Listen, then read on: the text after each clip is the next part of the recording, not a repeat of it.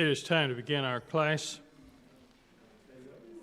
We're going to be looking at 1 Samuel 17 today, the latter part, and this involves David and Goliath as they finally meet on the battlefield.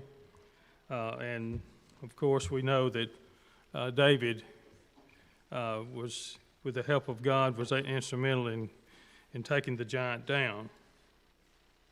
And so as we look at the reading, we're going to be looking at verses 31 through 37 and then 40 through 51.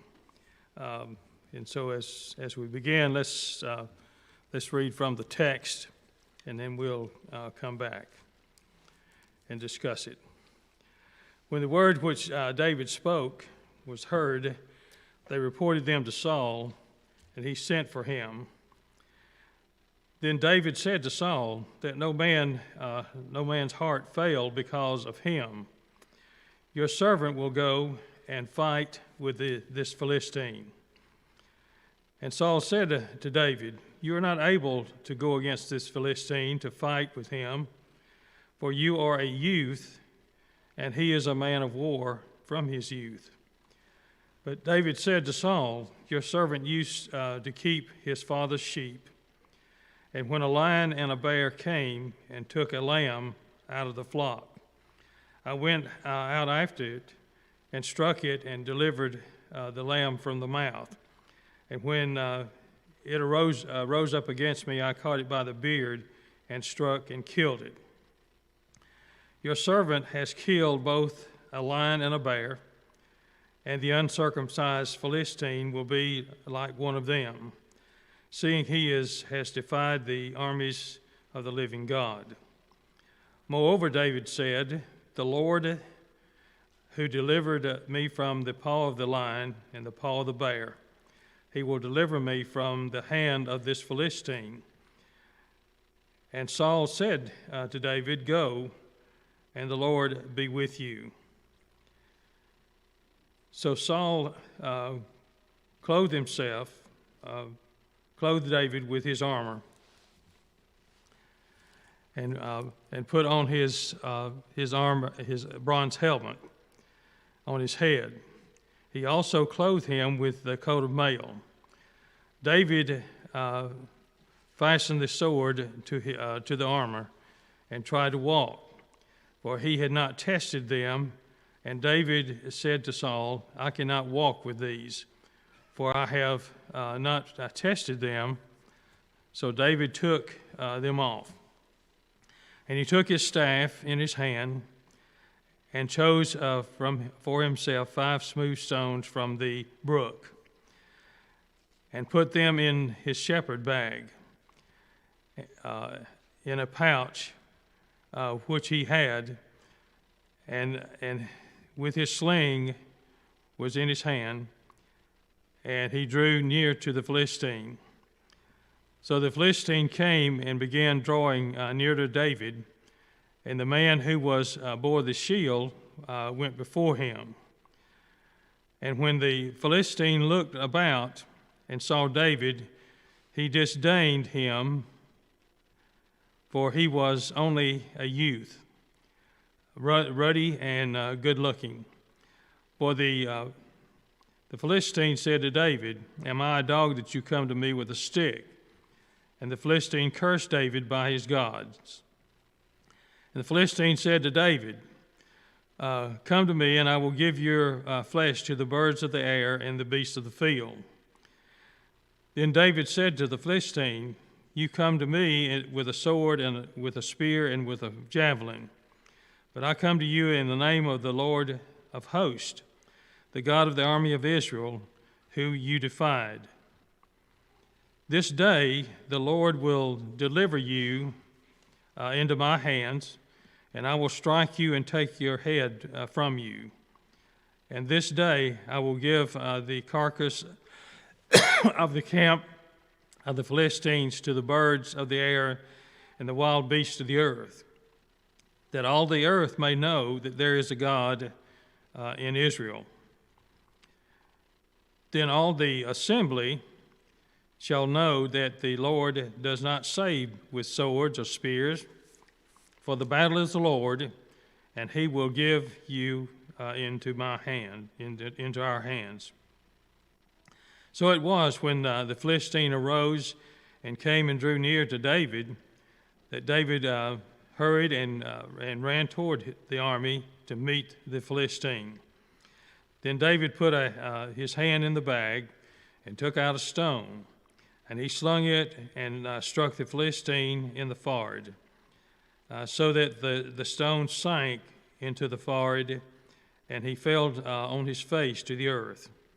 So David prevailed over the Philistine with a sling and a stone, and struck the Philistine and killed him. But there was no sword in his hand. Therefore David ran and stood over the Philistine. He took the sword and drew it out of the sheath, and killed him, and cut off his head with it.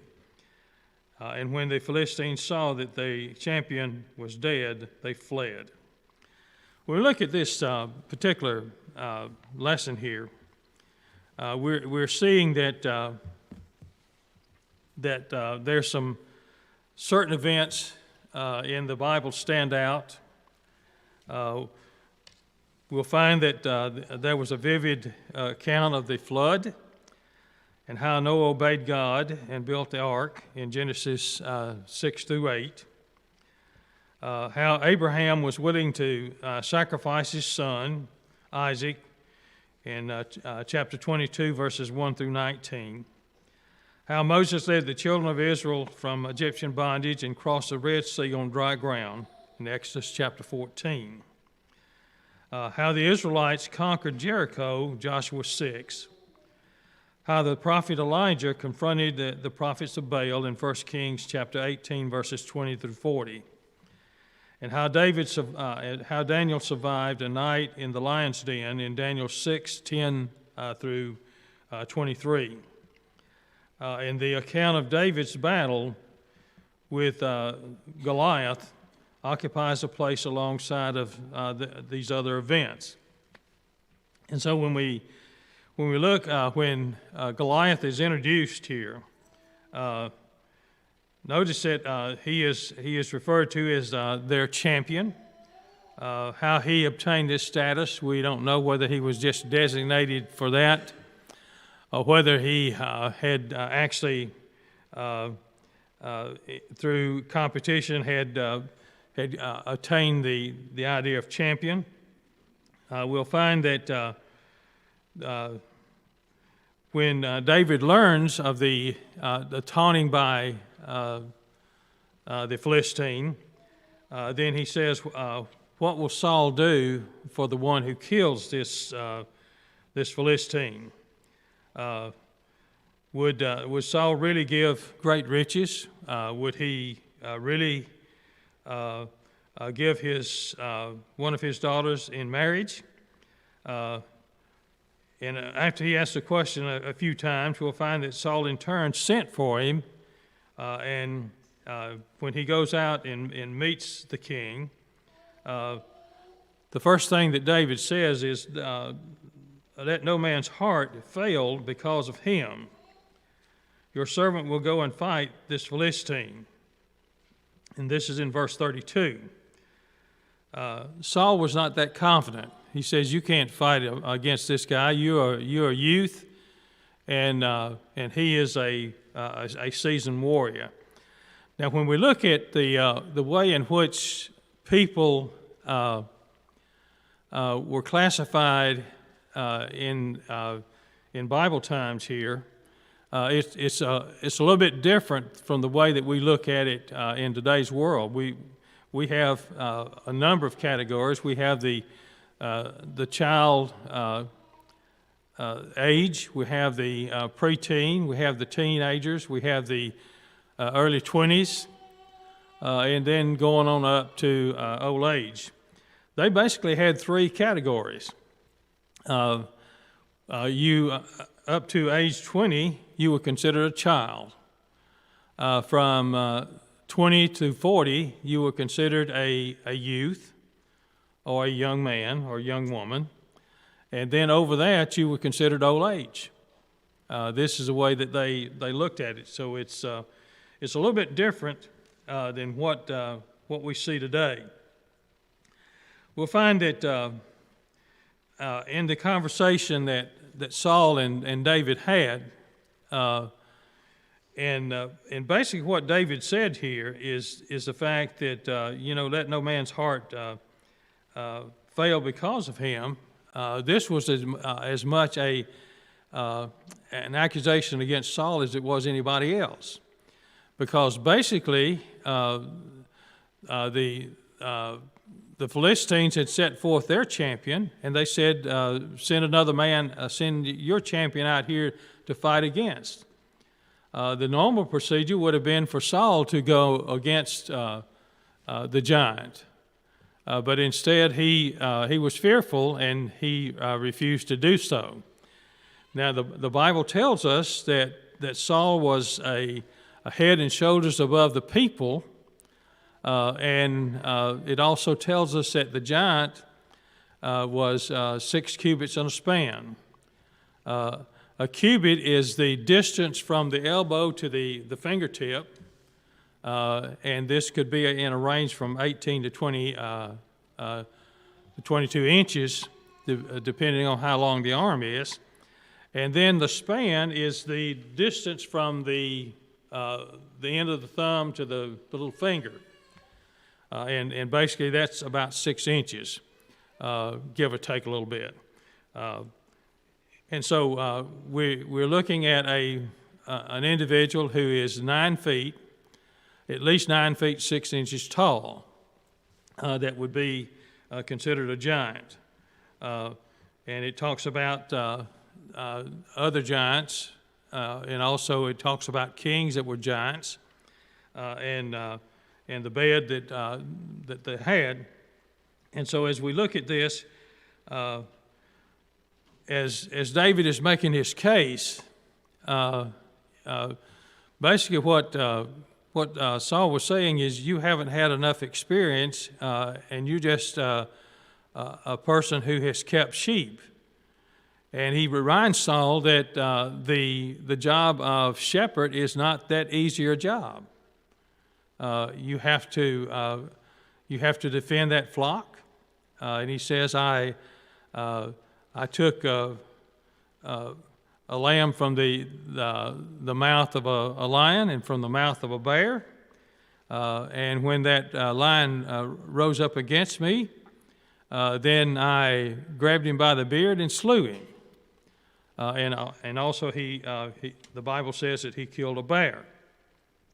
And so as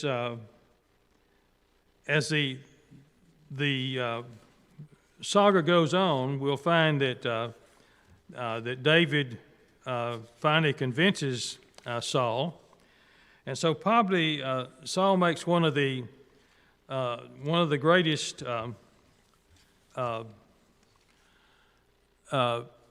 risk of his entire kingship by allowing him to go out and to fight against this giant.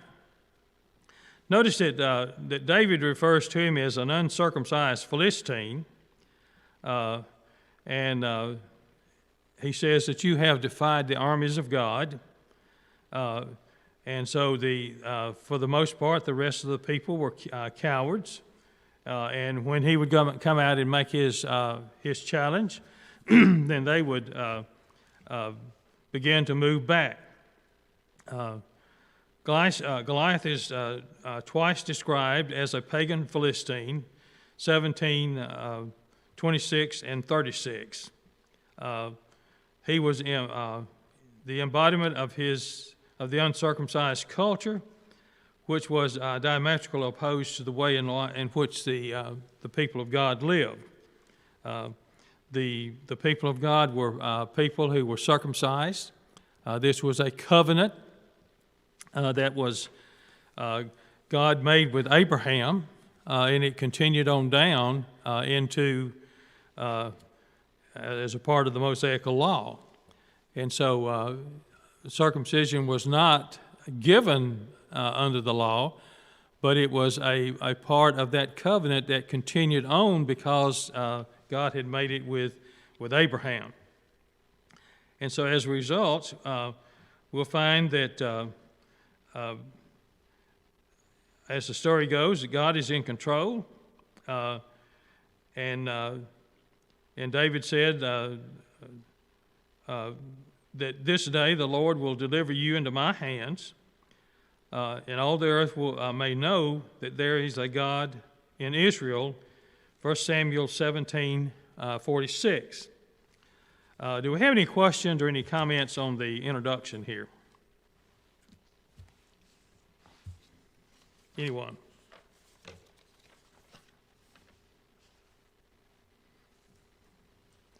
Okay, as we look at the next section here, David offers to fight, and we'll find that he has to, in a very convincing way, when he talks about what he has done as the keeper of sheep.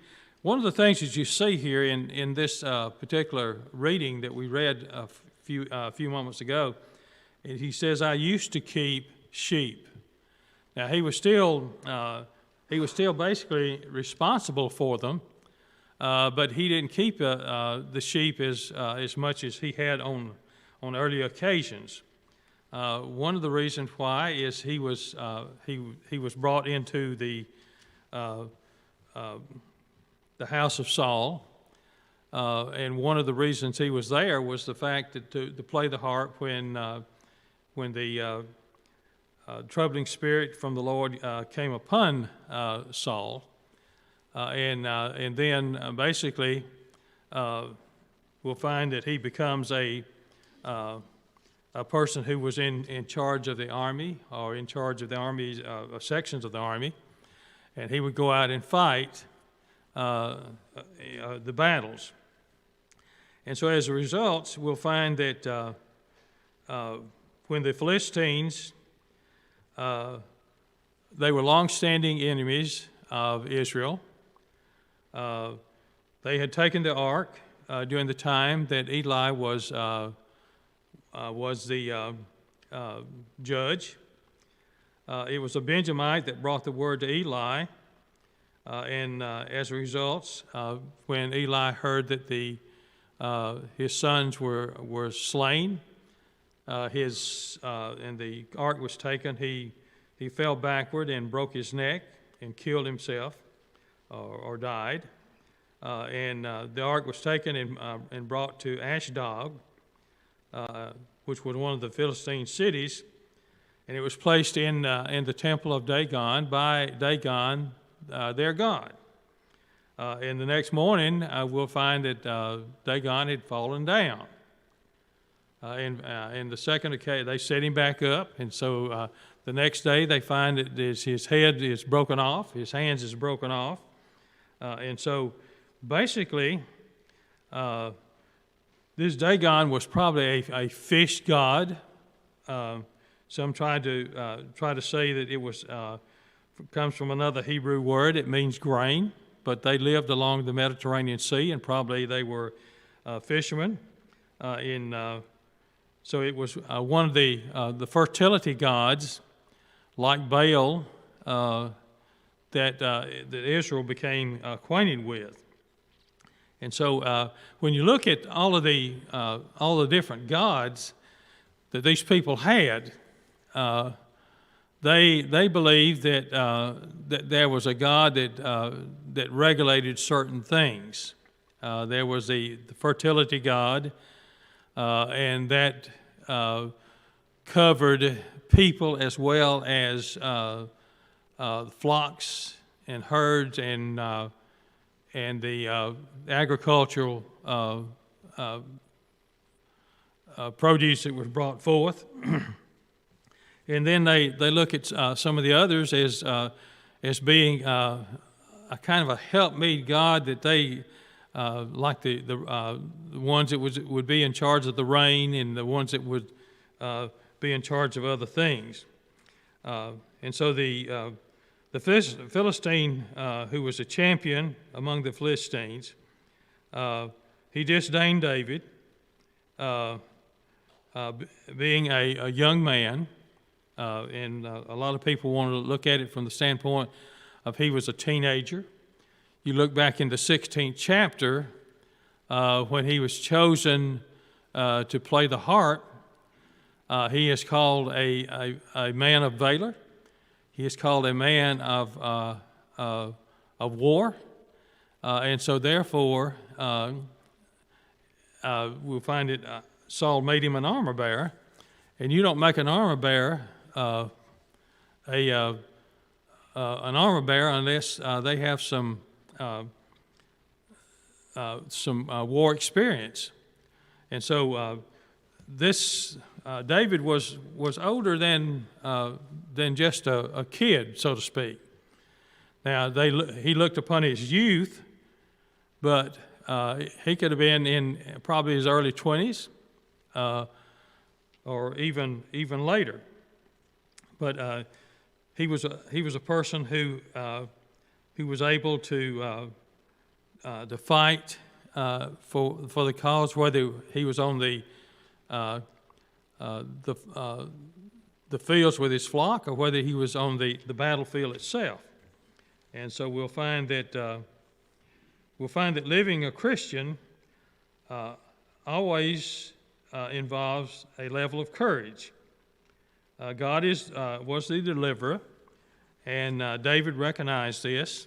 There are two things that stand out from David's proposal. First of all, that no man's heart failed because of him was as much of an indictment against King Saul as it was anybody else. And as Israel's leader, Saul should have been the logical choice to go out and face Goliath. However, he didn't do that. Second, David referred to the giant as this Philistine rather than calling him by name. And it shows his disdain for him. Also, without faith, we see only negative things when faced with difficulty, and we forge ahead, forget our status as God's people, and we lose confidence in God. And this is one of the things that Israel did, even after they came into the Promised Land, and they had fought the wars, they had suppressed the people, they had removed some of them, but when it came time to really get out and continue the fight, and notice that God left some of the people in until Israel multiplied themselves to the extent that they could occupy the whole land. So this would keep the wild animals and other things out. But at the end of Joshua's reign over the people, we'll find that there were those who were left in the land, and God left them there to see whether or not Israel was going to be faithful to God or not. And so we'll find that, first of all, Saul rejected David's willing to fight. However, we'll find that David tells him about the lion and the bear and the fact that he was able to fight against these. And he said, I look at this Philistine as being just like a lion or a bear. They are an opponent, and so therefore I will do whatever it needs to do. And God has saved me in these situations, and he was willing to realize that God could save him in the situation as he faced Goliath. And one of the things that he finally accepted the fact that David was not going to take no for an answer, and therefore he asked the Lord to be with David in his fight. and after David had offered the opportunity to fight him. Do we have any questions or any comments here? I think Saul lost a lot of credibility with the troops when he refused to go out there as the leader of Israel. You know, he lost credibility. That's why the people after David killed Goliath, you know, they were saying Saul has killed his thousands, but David killed his 10,000s. He lost credibility because he didn't have faith in the Lord. Well, and another thing too, that bothered him, that David was given more credit than him, and this led to the jealousy that in which Saul went out after David on multiple occasions to fight against him, and we know of the 2 occasions where David could have killed him. He chose on the first occasion when he went into the cave to relieve himself. David cut off a part of his garments, and he showed it to him. On another occasion, he went into the camp and took some of his equipment, and showing that he could also have taken his life there, but he didn't do it. And one of the things that kept coming out here is the fact that he was God's anointed. And eventually David says, the Lord will avenge me of my adversary. And he did. Do we have any other questions or any comments? Good comment there. Okay, as we look at the face-off here, we'll find that Saul attempts to outfit David. Probably the difference in their stature made it improbable for Saul's equipment to fit him. Probably David would be in the area where he would be probably an average size Israelite. Whereas Saul was head and shoulders above the people. And so finally, David says, I can't use this. I haven't tested it. And basically he was looking at the fact that, he's going to have to face this giant and face this uncircumcised Philistine. But he wanted to do it on his terms and not on Saul's terms. And so he simply took his staff, or the shepherd's crook, and a sling. I don't know whether any of you have ever made a slingshot of the caliber that David used. But it's a very hard thing to hit a target, really, unless you are well practiced in it. On one end there was a loop, and that loop stayed either on your thumb or in your hand.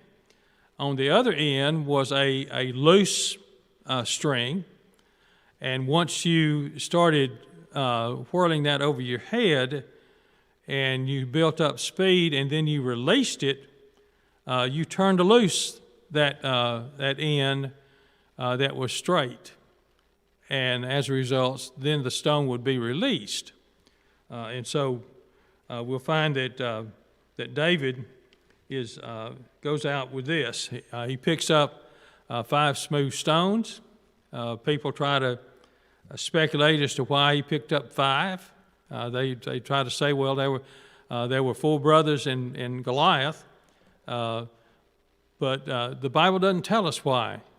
It just says he picked up 5 stones, smooth stones, and as a result, he went out and he ran toward Goliath, and he puts the stone out of it, takes it out of the pouch, puts it in the sling, and he begins to sling it over his head as he winds it up.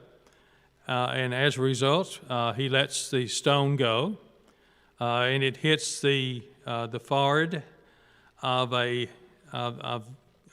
giant, and it sinks into his skull. Now, how many of you have ever seen the skull of a person? But it's a fairly thick bone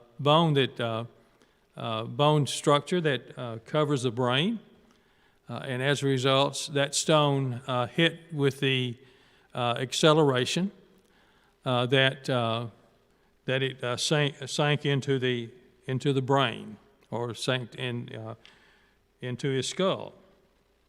And so we'll find that when he goes out after the giant looks around, and he's probably really surprised that here comes a young strapping lad to fight against me, and he's got a stick in his hand. And so he says, "Am I a dog? Did you come to me with a stick?" And he curses David by his God.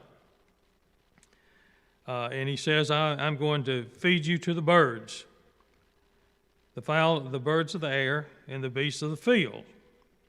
And we'll find that Goliath is unaware of what has just happened in the preceding chapter when Samuel went and anointed David as the next king of Israel.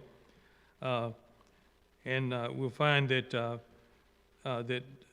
God is he can't judge by looking at an individual what's going to happen.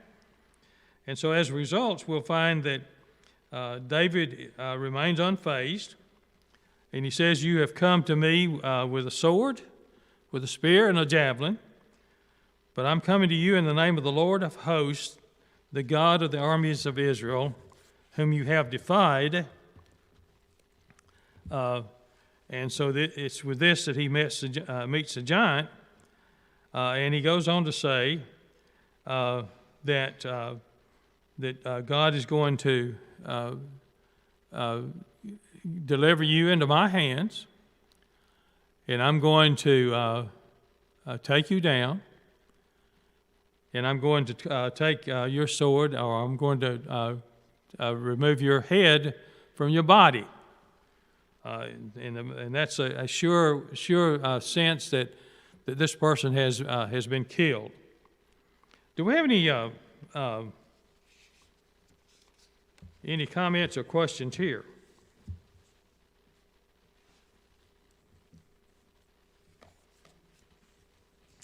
Okay, let's look at the attack.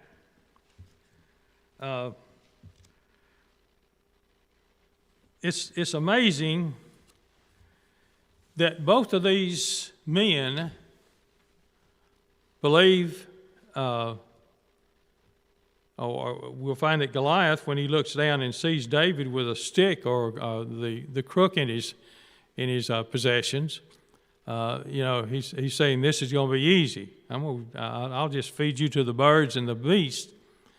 And the amazing thing is that David was confident that he's going to win with the help of God. And so here's two men that think that they have it won before they even starts. And so as a result, we'll find that David, as he approaches the giant, he picks up the stones. The stone was true to its mark, and he hit the giant in the middle of his forehead and brought him to the earth. And as a result, he takes the sheath out of his, as he stood over him, takes the sheath out of the sword out of his sheath, and he cuts the head of Goliath off. And he's carrying it when he goes back in Saul's possession, in Saul's presence. We'll find that the Lord's people they had been divided into portions. That was Israel, and a portion that was is Judah. In 1 Samuel chapter 17, verse 52, it mentions the two divisions here. And this goes back to the, I think it's the 11th chapter of the book of Samuel, where it mentions the two divisions here. Now, under Saul, David, and Solomon, it was a united kingdom. But after the death of Solomon, we'll find that Israel and Judah separate. And God foretold this by the prophet Ahijah when he took a brand new outer garment that he had, and he stripped it into the 12 pieces, and he gave 10 pieces to Jeroboam, and he gave he's foretelling that he would be the king over Israel. And so we'll find that the difference between the distinction of Israel and Judah was made in 1 Samuel chapter 11, verse 8. And we'll find that as a result, eventually the kingdoms are divided. And one of the reasons why was the fact that Solomon failed to do as God had instructed him to do. His heart was not wholly given to God, as was his father David. He took foreign wives, and as a result, they led his heart away from God. He also put reliability in horses and chariots. And if you remember what happened when Joshua was dealing with the people that had chariots and horses, he hamstrung the horses, which means that they could no longer pull. And as a result, we'll find that Solomon went against everything that God said should not be done. Do we have any questions or any comments here?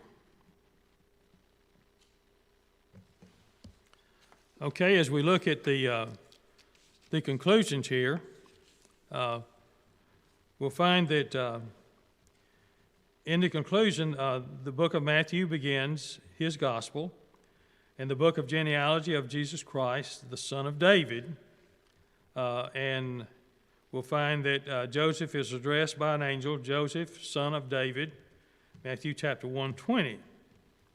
So we'll find that the angels single out the virgin betrothed to the man whose name was Joseph of the house of David. And so this is one of the things that actually came true here. And so we'll find that David hurried as he ran toward the giant, and he brought him down, cut off his head, and it was a little bit later that as they went back through the cities, going home, so to speak, that the women came out and saying that Saul has slain his thousands and David his 10,000s, and that didn't please Saul at all. And so as a result, we'll find that with God on our side, we can overcome the hurdles that stand in our way, Philippians 4:13. And we'll find that David trusted God to deliver him from the giant, and understood his deliverance would not come by conventional means. So one of the things that we see here is that probably strength-wise, Goliath was far out excelled in strength. And on the other hand, we'll find that God used the weaker person by unconventional means to bring the giant down. And so as a result, we'll find that it's through the foolishness of the message preached to save those that believe, 1 Corinthians chapter 1, verse 21. Do we have any questions or any comments on this lesson today? I think Saul knew the Spirit of the Lord had left him, and maybe that's why he was fearful of going out. Do what? Do you think Saul knew that the Spirit of the Lord had left him, and that was why he was fearful of going against the giant? I think he was pretty much aware of it, yeah, because it says that God removed his spirit from him and gave him a spirit that troubled him. And then when you go over and look at the time when he calls up the witch of Endor, and Samuel is brought forth, that Samuel reminds him that you have become an enemy of God.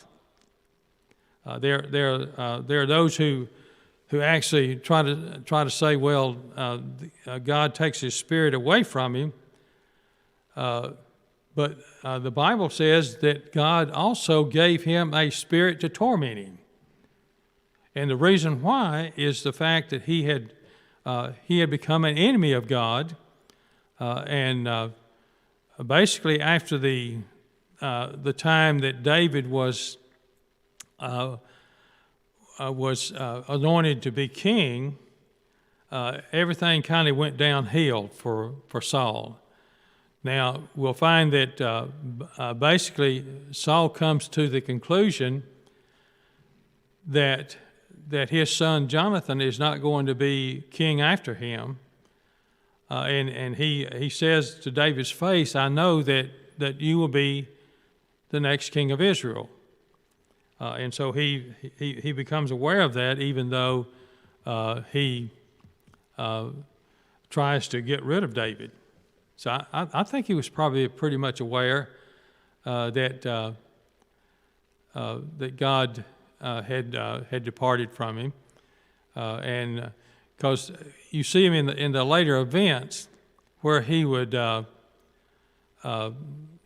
try to get a hearing from God, and God was silent, and so he tried every way he could, and finally he resorted to going to the witch of Endor, and he had been instrumental during his time as king to get rid of the people like the witch of Endor. Do we have any other questions? Does that pretty much answer your question, Joanne? Okay. Any other comments? Okay. Next week we're going to be looking at David and Jonathan, and so we'll pick up our study there next week. Okay.